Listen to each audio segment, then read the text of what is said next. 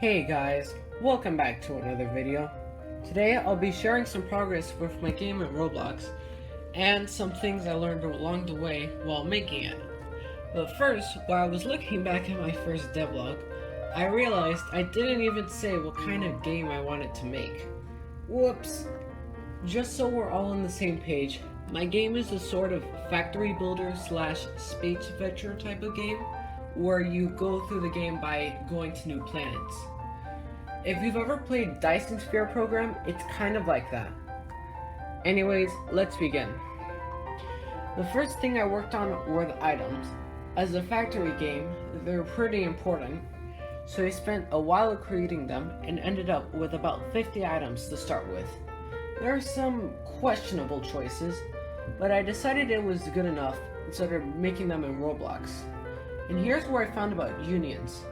You take two parts and you'll turn the union tool will turn them into one part that has the same shape and color as the two.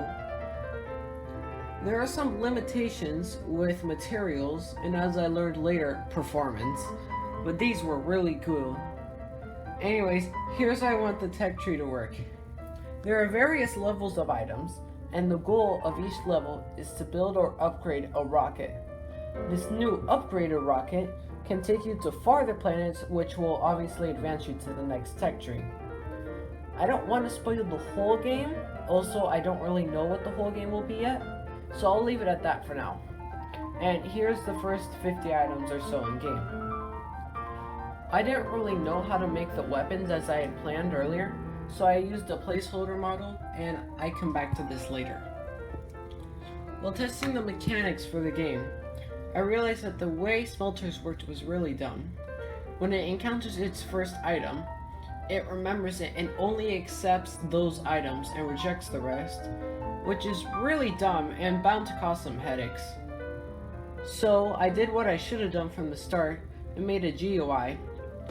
It's currently just two frames with buttons for which item you want to smelt.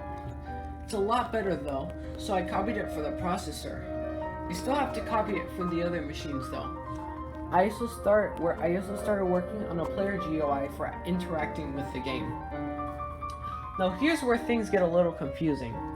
Because I'm making a game where you can place anywhere, I need to make a placement system so that it can handle wherever you want to place.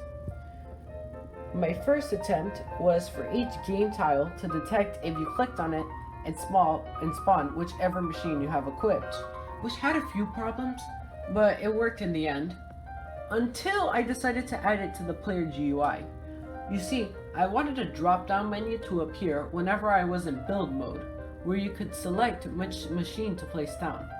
But I also have to synchronize that with the click detector system, which did not go well. So I was stuck for a few weeks. Finally, I decided to swallow my pride and follow a tutorial. I'll also leave links to the tutorial in the description. After wrestling for the code for a few days, I was able to get it working. And here's the final result. Coming back to the weapon, in the original tech tree, there was a pistol in the more advanced section of the tech tree. I decided to follow a tutorial on how to make these. After finishing it, I showed it to my friend Vincent, who's basically the designer of all the cool stuff in the game, and he pointed out that there were no melee weapons in the game yet. I decided to make it where you craft one weapon early in game and upgrade it using higher level parts, like the rockets. I also decided to get rid of the old gun system and replace it with this, so now there's only one gun and you upgrade it. Earlier on in the project, I had experimented with making procedural terrain using Lua's built-in Perlin noise function. If you didn't know, Perlin noise is one of the types of noise that smoothly transitions between random numbers. I got it to work with one of the tiles in the game, and after some basic working, I expanded it to use a lot more tiles, like dirt, stone, sand, and water to make it look good. One problem though, this system is super slow. I tried making a 100 by 100 tile map and it didn't even get halfway through generating. One problem was that it was generating everything below the land, most of which the player will never see. The only dirt and stone that the player would ever see would be at steep drop-offs where grass couldn't cover it. After coding it in, it was a lot smoother, but it was still pretty bad, and the system for detecting drop-offs didn't work correctly. While adding in the placement system, I noticed that the collision system was detecting items that fell off the conveyors, which wasn't ideal, so I added some walls and logic to the conveyor to detect if a machine was in front of it, and then let items through. Well, that's a lot of progress, but what's next? Well, a whole lot of bugs to fix and systems to make.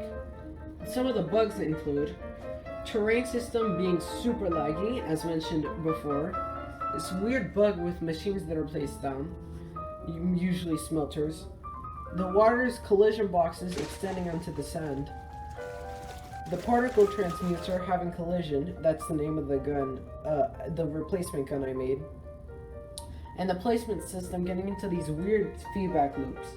I'm also planning on adding a lot more stuff, including an actual inventory, power plants and lines, enemies, plots, and a whole lot more. This thing is still in development, but by the next devlog I might be able to get it into pre-alpha.